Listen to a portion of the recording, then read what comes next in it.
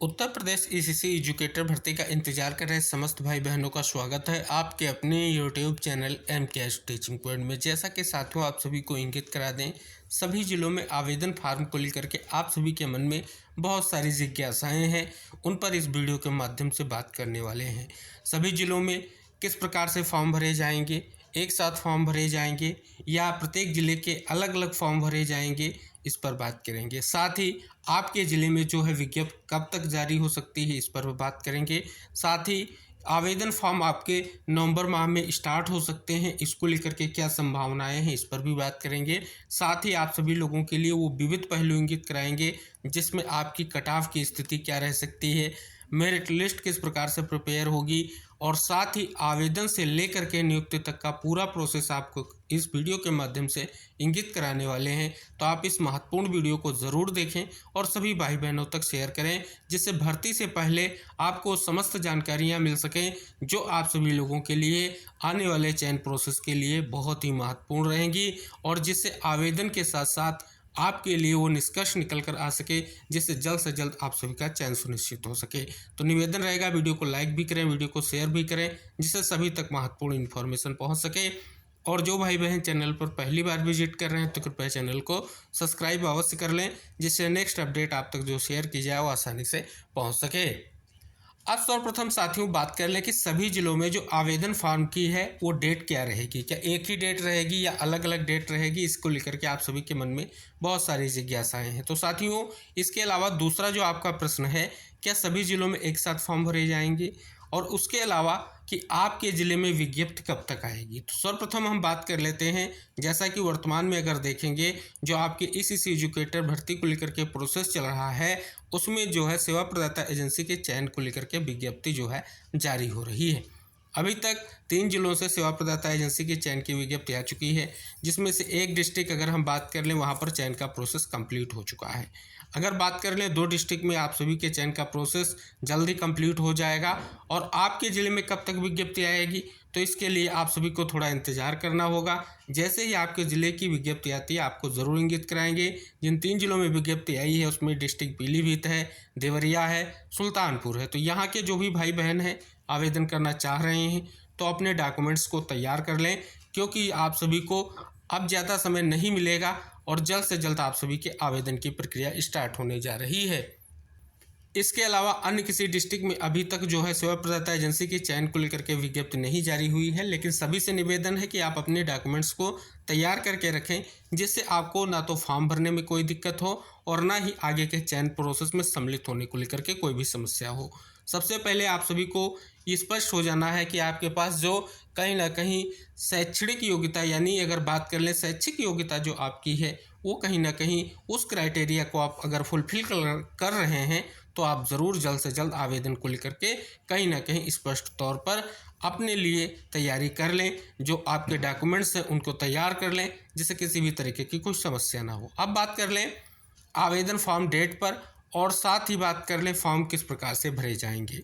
तो अभी साथियों अगर देखें तो पीलीभीत डिस्ट्रिक्ट में सेवा प्रदाता एजेंसी के चयन की प्रक्रिया पूर्ण हो चुकी है, लेकिन अभी तक जो है फॉर्म भरने को लेकर के कोई भी दिशा निर्देश जारी नहीं हुए हैं। अगर इसी तरीके से 30 अक्टूबर तक जो आपके अन्य जो सेवा प्रदाता एजेंसी को लेकर के विज्ञप्ति जारी की गई है, चयन हो जाने के बाद अगर स्थिति क्लियर हो जाती है तो आप सभी के लिए हमने आपको इंगित कराया कि नवंबर का जो माह है ये बहुत ही महत्वपूर्ण है, और इसका लगभग सेकेंड वीक बहुत ही महत्वपूर्ण रहेगा, क्योंकि स्पष्ट तौर पर आप सभी को पता है फर्स्ट वीक में ज़्यादातर जो है कहीं ना कहीं स्पष्ट तौर पर छुट्टियों का समय है, तो सेकेंड वीक बहुत ही महत्वपूर्ण रहेगा। अगर इन जिलों में सेकेंड वीक में फॉर्म भरने को लेकर के विज्ञप्ति आती है या कहीं ना कहीं फॉर्म स्टार्ट हो जाते हैं तो बहुत ही महत्वपूर्ण रहेगा। इसके बाद अगर स्पष्ट हो जा रहा है कि प्रक्रिया स्टार्ट नहीं होती है तो सभी जिलों के सेवा प्रदाता एजेंसी के चयन के बाद प्रक्रिया स्टार्ट होगी। हालांकि नवंबर मंथ महत्वपूर्ण है, नवंबर मंथ में आप सभी के फॉर्म भरने की प्रक्रिया शुरू होने की पूर्ण संभावना है, लेकिन अभी तक जो है आपको ऑफिशियल जो है सूचना का इंतज़ार है। जैसे ही इस पर पेज में कोई भी सूचना आती है हम आपको ज़रूर शेयर करेंगे। उम्मीद करेंगे नवंबर का जो आपका मंथ है कहीं ना कहीं भर्ती के दृष्टिकोण से महत्वपूर्ण है और जल्द से जल्द कहीं ना कहीं भर्ती प्रक्रिया स्पष्ट तौर पर संपन्न हो, ऐसी उम्मीद की जाती है। बात कर ले साथियों लगातार गुणवत्तापरक शिक्षा को लेकर के जो कहीं ना कहीं विभाग भी तत्पर है और सरकार भी तत्पर है कि जो न्यू एजुकेशन पॉलिसी के तहत जो गुणवत्तापरक शिक्षा को लेकर के आप सभी लोगों के लिए महत्वपूर्ण है और इस पर लगातार प्रयास किया जा रहा है। तो आपकी भर्ती प्रक्रिया का जो पहला चरण है वो कहीं ना कहीं आप सभी के दृष्टिकोण से भी और कहीं ना कहीं आने वाले प्रोसेस से भी संबंधित है, क्योंकि एक चरण की प्रक्रिया कंप्लीट होने के बाद सेकंड चरण पर भी विचार किया जाएगा। तो इसलिए फॉर्म भरने की स्थिति बिल्कुल क्लियर कट है कि आपके नवंबर में फॉर्म भरने स्टार्ट हो सकते हैं। अब बात कर लेते हैं सबसे अहम कट ऑफ और मेरिट लिस्ट को लेकर के, क्योंकि इसको लेकर के आप सभी के मन में बहुत सारी जिज्ञासा है। सबसे पहले हमने आपको बताया कि जो आपके एजुकेशनल क्वालिफिकेशंस हैं कहीं ना कहीं उसके बिहाफ पर आप सभी की जो है मेरिट बनेगी।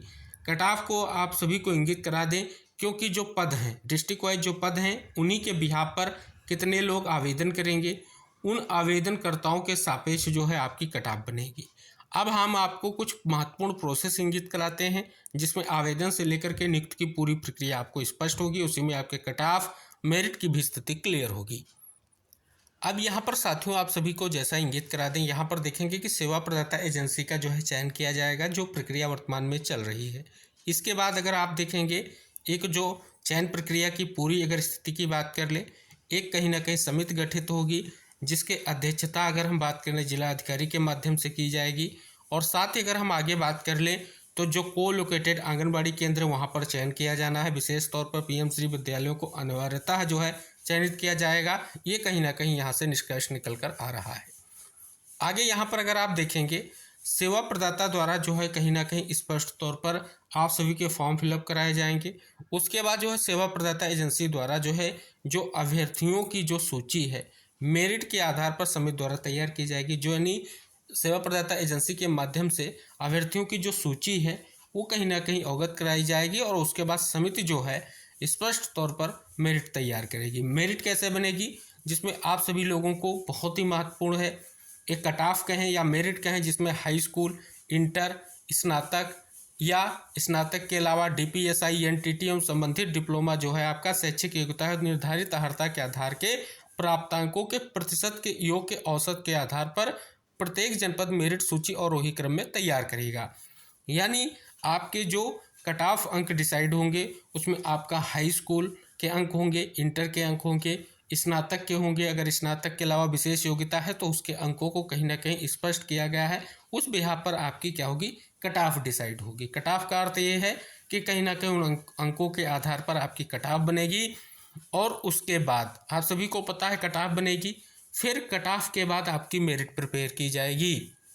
मेरिट लिस्ट जो आपकी प्रिपेयर की जाएगी उसके बारे में जो स्पष्ट तौर पर निष्कर्ष दिया है वो बहुत ही महत्वपूर्ण है कि यदि 2 या 2 से अधिक अभ्यर्थियों की परीक्षा में प्राप्तांकों के औसत का योग समान होने की स्थिति में अधिक आयु वाले अभ्यर्थी को वरीयता दी जाएगी।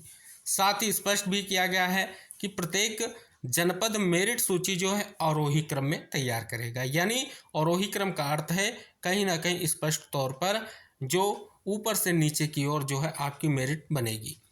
ये स्पष्ट हो गया। तो आपके लिए सबसे अहम जो क्वालिफिकेशन वाले जो आपके डॉक्यूमेंट हैं कहीं ना कहीं वो है जिसमें हाई स्कूल, इंटर, स्नातक और जो आपके डिप्लोमा है अगर वो है स्नातक के अलावा तो कहीं ना कहीं वो महत्वपूर्ण है।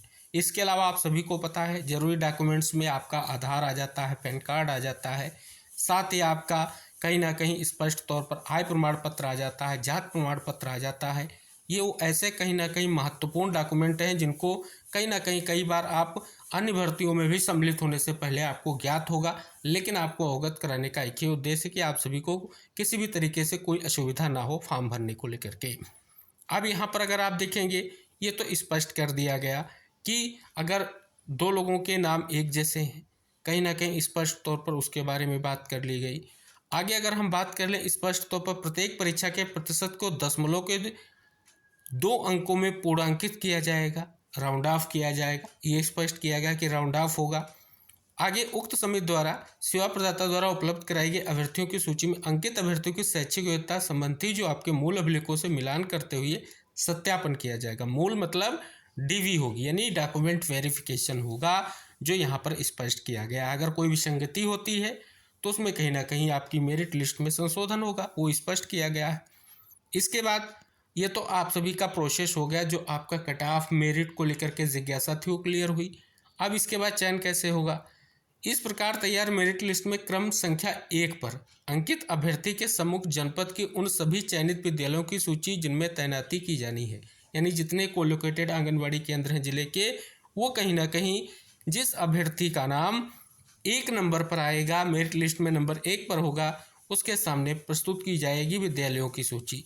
चयन हेतु प्रस्तुत किया जाएगा। संबंधित अभ्यर्थियों या विद्यालय चयन के पश्चात यह विद्यालय सूची लाभ करते हुए अगले अभ्यर्थी के सम्मुख अवशेष विद्यालयों की सूची प्रस्तुत करते हुए विद्यालय का चयन कराया जाएगा। यानी एक सबसे बड़ा डाउट्स क्लियर ये हो रहा है कि विद्यालय लाख होंगे तो आप सभी के सम्मुख कहीं ना कहीं विद्यालय की सूची आएगी और मेरिट के बिहार पर अभ्यर्थी अपना विद्यालय चुनते जाएंगे और कहीं ना कहीं स्पष्ट तौर पर वो विद्यालय जो चुन लिया जाएगा उस विद्यालय को कहीं ना कहीं लिस्ट से हटाते हुए अगले विद्यालय के चयन को लेकर के आपके सामने स्थिति आती रहेगी, जो यहाँ पर स्पष्ट है। उसके बाद उक्तानुसार चयनित अभ्यर्थियों को ऑफर लेटर जो है मूल समिति के अध्यक्ष जिलाधिकारी संबंधित जनपद से अनुमोदन प्राप्त करते हुए सदस्य सचिव जिला वैसे शिक्षा अधिकारी की उपस्थिति में उसी दिन सेवा प्रदाता एजेंसी द्वारा जो है प्रदान किया जाएगा। चयन प्रक्रिया विभाग द्वारा निर्धारित किए जाने के संबंध में सेवा प्रदाता संस्था द्वारा सहमति जो है प्रदान की जाएगी। तो जैसा कि आप सभी के मन में एक बहुत बड़ी जिज्ञासा थी कि क्या स्थितियां रहेंगी, कैसे स्थितियां रहेंगी, तो आप सभी को पता है डिस्ट्रिक्ट वाइज आपके पदों की संख्या ऑलरेडी हमने आपको इंगित किया करा दी है। उस बिहाफ पर आप सभी का जो है कहीं ना कहीं कट ऑफ और मेरिट का बिहाफ बनेगा। पदों के सापेक्ष कितने आवेदन आएंगे उसके बिहाफ पर कहीं ना कहीं ये निष्कर्ष निकल कर आएगा। तो आप सभी लोग बिल्कुल हताश ना हो। कुछ स्पेशल क्वालिफिकेशन रखी गई हैं जो आप सभी लोगों के लिए सहायक हैं।